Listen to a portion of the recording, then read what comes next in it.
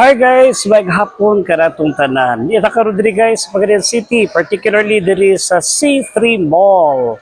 Diri sa Pagadian City, and we're so happy nga nakaanhita diri, and of course nakita nato ang usa sa pinaka busy nga mall diri sa Pagadian City, ang gitawag nato og C3 Mall.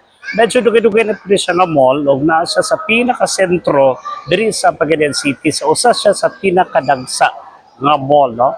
O sabi makita na ito diri sa C3 Mall. Of course, lahat tayo. Mga RTWs, na diri ang Mr. DIY, naapo diri ang mga cosmetics, dayon naapo diri ang Free Life, dayon ang ato ang Unicity, naa dito. So nakakita makita diri guys. Sa ground floor, dito na nagkalalain nga kananan. No? Naa diri ang Dunkin Donuts sa Ubos. Tuapo dito ang RRJ. Dayon tuwa dito. So busy jud kay diri, no?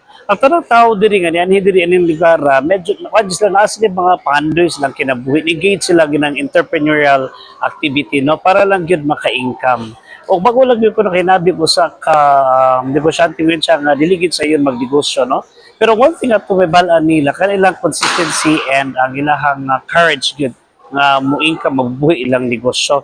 So ginahanglan siguro guys ang batasan sa usa pa ka negosyante mao gayud ang kanabang gitawag nato o consistency, persistence, dayon dako ka silang belief sa ilahang kaugalingon nga matuman gid nila unsa ilahang pangandoy sa ilahang kinabuhi.